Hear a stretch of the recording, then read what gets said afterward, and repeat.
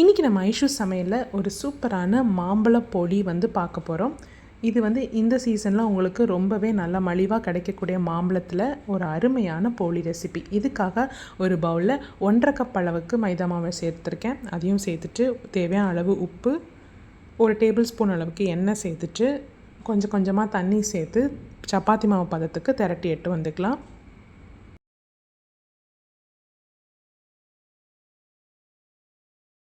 ஒரு 2 table spoon அளவுக்கு எண்ணெய் சேர்த்துக்கலாம். கொஞ்சம் தாராளமாக எண்ணெய் சேர்த்திங்கன்னா தான் அந்த போளி வந்து ரொம்பவே சாஃப்டாக வரும். அதனால் கொஞ்சம் எண்ணெய் வந்து தாராளமாக சேர்த்து இதை வந்து திரட்டிக்கலாம். திரட்டிட்டு கடைசியாகவும் கொஞ்சம் எண்ணெய் சேர்த்து ஃபுல்லாகவே இந்த மாதிரி காஞ்சி போகாத அளவுக்கு திரட்டி எட்டு வந்தாச்சு. இப்போ இது ஒரு அரை மணி நேரம் ஊறட்டும். அதனால் தனியாக எடுத்து வச்சிடலாம். இப்போ ஒரு பேனில் 1/2 டேபிள் ஸ்பூன் அளவுக்கு நெய் சேர்த்துட்டு 1/2 கப் அளவுக்கு ரவை, சாதா ரவை தான் சேர்த்துருக்கேன். அதை வந்து பேனில் வந்து போட்டு இந்த மாதிரி கொஞ்சம் வறுத்து எடுத்துக்கலாம், பச்சை வாசனை போகிற அளவுக்கு. அதுக்கப்புறம் பார்த்திங்கன்னா 1/4 கப் அளவுக்கு துருவின தேங்காயும் எடுத்துகிட்டு ரெண்டையும் சேர்த்து கொஞ்சம் நல்லா வந்து வறுத்துக்கலாம். இந்த மாதிரி வறுத்தக்கப்புறம் உதிரி உதிரியாக வந்துடும். இப்போ வந்து மாம்பழத்தில் உள்ள பல்ப்பு மட்டும் எடுத்து ஒரு ஏலக்காய் போட்டு நல்லா அரைச்சி எட்டு வந்திருக்கேன். இது வந்து 1 கப் அளவுக்கு இருக்கும் அந்த மாம்பழம் பல்ப்பு. அதையும் சேர்த்துட்டு நல்லா வந்து கிளறி கொடுங்க.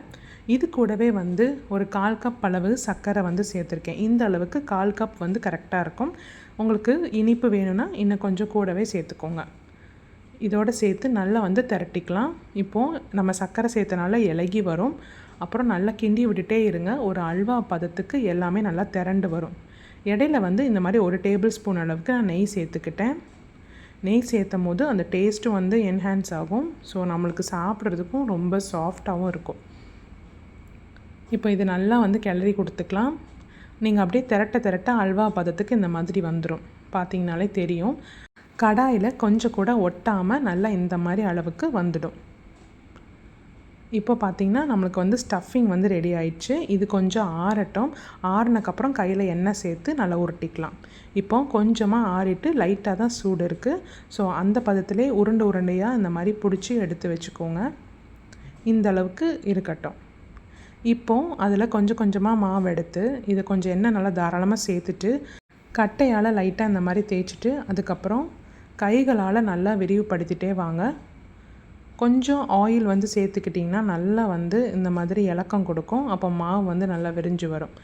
இப்போ இடையில வந்து இந்த மாதிரி ஸ்டஃபிங் அது கூட சேர்த்துட்டு நம்ம உருட்டி வச்சுருந்தோம் இல்லையா, அதையும் சேர்த்துட்டு இந்த மாதிரி ஃபோல்ட் பண்ணிக்கோங்க. எல்லாம் கவர் ஆகிற மாதிரி எல்லாமே வந்து ஃபோல்ட் பண்ணிக்கோங்க. நல்லா இந்த மாதிரி ஃபோல்ட் பண்ணக்கப்புறம் இதை மாற்றி வச்சு நல்லா கைகளாலே நல்லா வந்து அழுத்தி விட்டுட்டே வந்திங்கன்னா அந்த போலியோட ஷேப்புக்கு நல்லா உருட்டி எடுத்துகிட்டு வந்துக்கோங்க. இப்போ நல்லா இந்த மாதிரி எண்ணெய் சேர்த்துட்டு எந்த சைஸில் வேணுமோ அந்த சைஸை நீங்கள் திரட்டி எடுத்துக்கோங்க. கொஞ்சம் நல்லா தின்னாக திரட்டி எடுத்துக்கிட்டிங்கன்னா கொஞ்சம் நல்லா இருக்கும். சாப்பிட்றதுக்கும் நல்லா சாஃப்டாக இருக்கும்.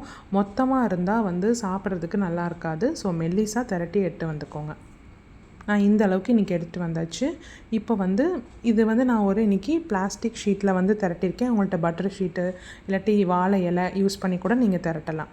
இந்த மாதிரி சேர்த்தக்கப்புறம் நல்லா 2 பக்கமும் நெய் விட்டு நல்லா சுட்டு எடுத்துக்கோங்க. கொஞ்சம் பொன்னிறம் மாற அளவுக்கு 2 பக்கமும் நல்லா வேக வச்சு எடுத்துடலாம். இப்போ இதை ஒரு தட்டில் வந்து சர்வ் பண்ணிக்கிறேன். இப்போது ஒரு சூப்பரான மாம்பழ போளி வந்து ரெடி ஆயிடுச்சு. இந்த மாதிரி டிஃப்ரெண்ட்டாக இந்த சீசன்லேயே வந்து செஞ்சு வச்சுக்கோங்க. ரொம்பவே அருமையாக இருக்கும். ஸோ இதே மாதிரி அளவுகளோட நீங்களும் செஞ்சு பார்த்துட்டு எப்படி இருக்குன்றதை கமெண்ட் செக்ஷனில் சொல்லுங்கள். மறக்காமல் ஐஷு சமையலை சப்ஸ்கிரைப் பண்ணிக்கோங்க.